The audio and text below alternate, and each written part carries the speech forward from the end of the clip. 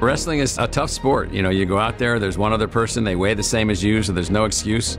And then you are out there attempting without injuring the other person to fairly have a victory. And so I just love contests like that. Hi, Michael Crow, President, Arizona State University. My parents were teenagers who ran away and got married and got pregnant, and then I was born in San Diego after my dad joined the Navy. We moved a lot, went to 17 schools before I graduated from high school. Sadly, our mother passed away along the way, so we all got split up for a while and then brought back together. So lots of moving, lots of adaptation. I was like a weird kid, so I was working on my Eagle Scout project in 1968. We had just moved from Norfolk, Virginia, where my father was stationed, to Patuxent River, Maryland. A bunch of us put together an Eagle Scout project to deliver enough food for one family for 1 year.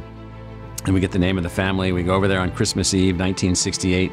We deliver this food to a family that lived in what turned out to be a tar paper shack with a dirt floor, no electricity, outhouse, the whole thing. And everybody was happy, but I was just astounded later. In fact, it impacted everything that I did after that.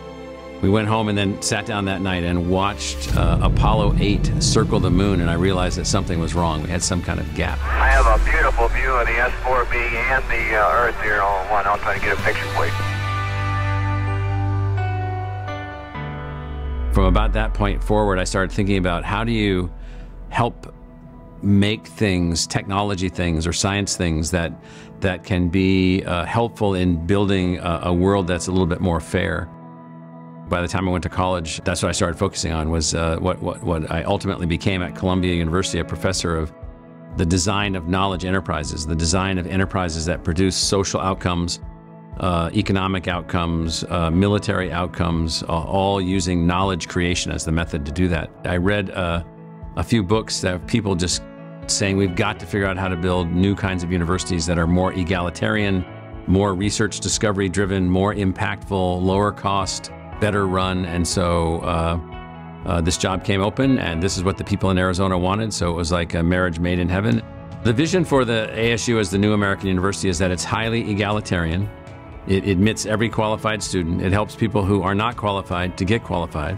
It helps you to finish college if you weren't able to go, if you couldn't go. Arizona is this new state, this highly innovative place, highly independent-minded place. And so we've also built a university that's highly entrepreneurial, highly enterprising, unbelievably innovative, unbelievably creative to achieve all these things. And so we've made all those things happen in a way that we've constructed this new kind of model. We're not going to make any progress in our country if we think that fear is our motivation. Our motivation should be those things that we aspire toward. And so there are in Arizona, the Center for the Future of Arizona, which my wife is the CEO and the president of, they've identified 9 or 10 unbelievably powerful things where most Arizonans, more than 70%, have agreement. And so it's not that there's all this disagreement, there's actually tons of agreement. You know, jobs with dignity for all, with pathways to education, healthcare that's affordable for everyone, clean air, blue skies, clean water. 90% of the population want all of that. Every single day I wake up and I am ready to go. I never carry any of the weight of the previous day. I did the best I could do. If I got it wrong, I'll try to get it right. If I made a mistake, let's fix it. If I hurt someone's feelings, tell me, I'll apologize. I'll try to amend my errors, whatever they are. I also get energy from, you know, just the vibrancy of life, the beauty of where we are here in Arizona. It's unbelievable.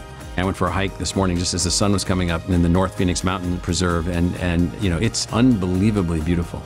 And you get a chance to be here and to live with that and be a part of that. I mean, fantastic.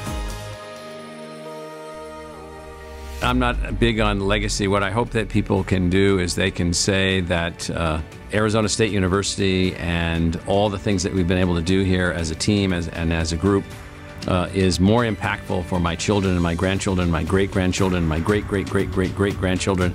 And the world's a better place because the university found ways to reach more people, connect to more people, link to more people, solve more problems, move us forward, help our democracy to be successful.